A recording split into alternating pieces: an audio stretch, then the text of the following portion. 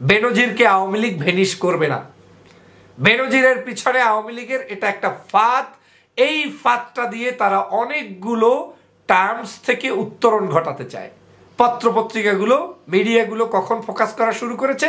যখন নিশ্চিত যে বেনজির সেফটি জোনে আছে, তার বাসাবাড়ি সব সেফ হয়েছে, তখন সরকার বলেছে এখন বলা বলি শুরু করো, এটা দিয়ে একটা প্যানিক তৈরি করো, বিদেশিদেরকে এখন আমাদের মার্কেটিং করতে হবে। আর দ্যাট ইজ গোয়িং ওয়ান। এক বাক্যে বেনজির নাম দিয়ে একটা ফাঁদ তৈরি করা হয়েছে। আপনি কি আওয়ামী লীগের কাউকে জিজ্ঞেস করলে বলবে যে বেনজির খারাপ? আপনি আওয়ামী লীগের শেখ হাসিনা থেকে শুরু করে কোনো মন্ত্রী এমপি বেনজিরের বিরুদ্ধে কোনো কথা বলবে? টকশোতে, বাহিরে, ভিতরে কোথাও এখনো বলে না। শুধুমাত্র জনগণকে বিভ্রান্ত করে, বিভাজন সৃষ্টি করে জনগণের মধ্যে এই টপিকটা ছেড়ে দিয়েছে, কিচ্ছু না। আপনি আন্দোলন থেকে বিমুখ থাকেন। অতএব সাবধান হন, বাংলাদেশের ওদের এই সকল মিথ্যাচার ফাঁদ, এই ফাঁদে পাড়া না দিয়ে জনগণের যে মূল দাবি, সেই দাবি হচ্ছে ফ্যাসিবাদ, শেখ হাসিনা থেকে বাংলাদেশ মুক্ত, আওয়ামী লীগের হাত থেকে বাংলাদেশ মুক্ত, গণতন্ত্র প্রতিষ্ঠা, ভোটাধিকার প্রতিষ্ঠা। সরকার বেনজিরকে নিয়ে একটি প্যানিক তৈরি করতে চেয়েছে এবং সরকার সেখানে সফলও হয়েছে। আপনারা জানেন, আমি শুরু থেকে বলে এসেছি যে বেনজির আহমেদ কিংবা জেনারেল আজিজ এই ইস্যুগুলো কোনো ইস্যুর মধ্যে পড়ে না। যখন সরকার অবৈধ নির্বাচন করে তার মসনদে তিনি বসে তার মতো করে তিনি দেশ চালাচ্ছেন, সরকার এই বিষয়গুলো তাহলে কেন আমাদের মাঝে ছেড়ে দেয় এবং তার কি কি কারণ রয়েছে এ বিষয়ে আমি বিস্তারিত ভিডিও করেছি। আপনারা আমার এই চ্যানেল থেকে সেই ভিডিওগুলো দেখে নিতে পারেন। তবে সহজলব্ধ বক্তব্য হচ্ছে, সরকারের মূল এজেন্ডাটাই হচ্ছে, একদিকে সরকার বিদেশিদেরকে দেখাতে চায় যে বাংলাদেশে আইন আছে, বিচার আছে এবং বিচারের মধ্য দিয়ে এই বেনজিরদের শাসন করা হচ্ছে। অন্যদিকে বেনজিরদেরকে আবার সেফটি জোনে রেখে, সেফটিতে রেখে তাদেরকে সঠিকভাবে এক্সিট করার সুযোগ করে দিয়ে তারা তাদেরকেও সহযোগিতা করছে। আবার বাংলাদেশের সমগ্র মানুষকেও এক ধরনের ধূম্রজালের মধ্যে আপনাকে দিনাতিপাত করাচ্ছে। এক বাক্যে এটা একটি সরকারের মহাপরিকল্পনার অংশ হিসাবে সরকার এই কাজটি করেছে। আপনারা নিশ্চয়ই জানেন যে সরকার যেই কাজটি সুন্দরভাবে করতে চায়, জনগণকে বিভ্রান্ত করতে চায়, সেই কাজগুলোর প্রথম সিমটম যদি টেস্ট আপনি করতে চান যে এটা যে সরকার জড়িত, এটা আপনি বুঝবেন কিভাবে? এর প্রথম টেস্ট হচ্ছে যদি দেখেন অতিমাত্রায় সাংবাদিকরা তথ্য বিভ্রান্ত নিয়ে মাঠে ময়দানে নেমেছে। যখন দেখবেন যে একেবারে সকাল সন্ধ্যা প্রতিটা সেকেন্ডে তার বিরুদ্ধে বা কোনো ব্যক্তির বিরুদ্ধে রিপোর্টের পর রিপোর্ট প্রকাশ করা শুরু করেছে।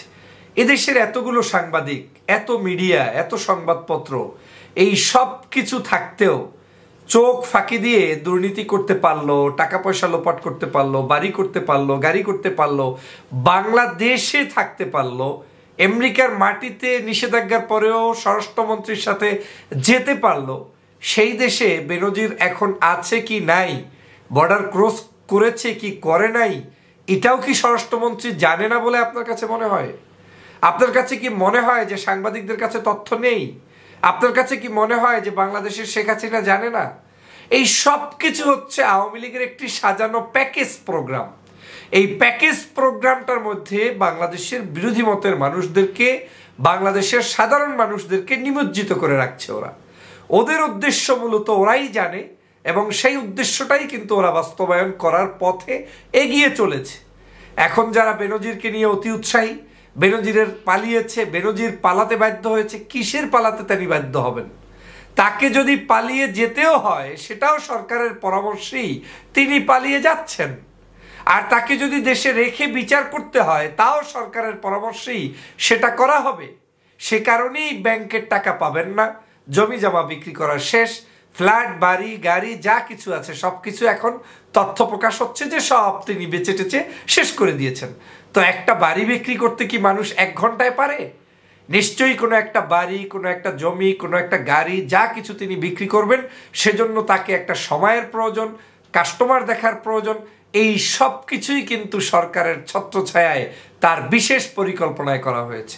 তাহলে সরকার এক ঢিলে 3টা পাখি এখানে মারতে পারলো। এক, বেনজিরকে তার সকল সম্পদ সম্পত্তি কোনো অবস্থায় খুয়াতে দিল না, সবকিছু তিনি তাদেরকে সেভ করে বেনজিরকে যদিও বলছে যে দেশ ত্যাগ করেছে, আমি এখনো এটা বিশ্বাস করি না।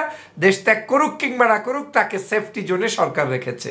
নাম্বার 2 হচ্ছে তার এই বিচার প্রক্রিয়াটা শুরু করে বিচার প্রক্রিয়ার মধ্য দিয়ে বিদেশিদেরকে আকৃষ্ট করা হচ্ছে যে তোমরা যে স্যাংশন দিয়েছো দিও না, আমরা তার বিচার করেছি।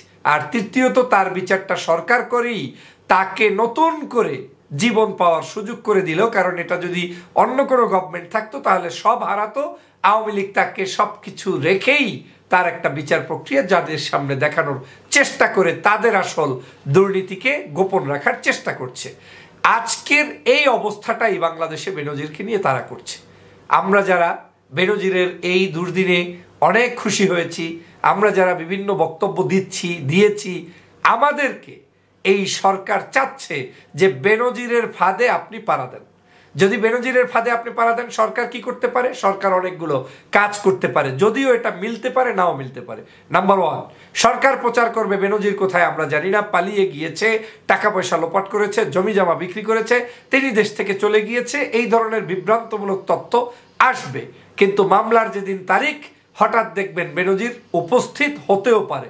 কিন্তু যখন উপস্থিত হবে, তারা তদন্তকারী ব্যক্তিরা বলবে তার ব্যাংকে টাকা নেই, তার জমি জমা নেই, এগুলো সব ভুয়া মিথ্যা, তাকে জামিন দেওয়া হলো অধিকতর তদন্তের সময়। এই কারণও সরকার ঘটায় বসতে পারে।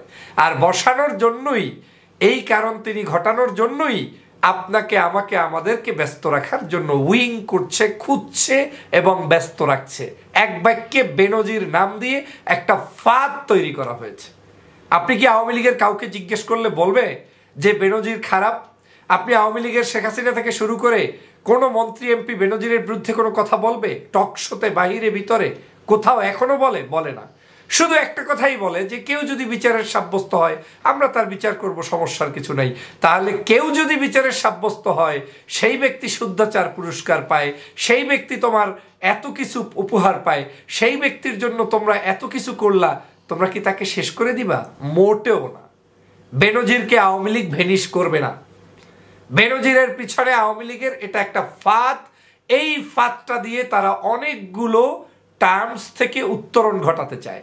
শুধুমাত্র জনগণকে বিভ্রান্ত করে, বিভাজন সৃষ্টি করে জনগণের মধ্যে এই টপিকটা ছেড়ে দিয়েছে। কিচ্ছু না। আপনি আন্দোলন থেকে বিমুখ থাকেন, আপনি সত্য তথ্য বলা থেকে বিমুখ থাকেন। এবং এই ব্যাড প্র্যাকটিসটা ব্যক্তিগতভাবে আমি অনেক দেরিতে হলেও বুঝতে পেরেছি, কিন্তু এখনো বাংলাদেশের লক্ষ লক্ষ মানুষ এইটা সম্পর্কে অবগত নয় যে তথ্যগুলো তারাই দেয়। শুধু তাই না, সরকারই আপনার কাছে বিভিন্ন পপুলার নামের পেজ খুলে পর্যন্ত বিভ্রান্তকর তথ্য দিতে পারে।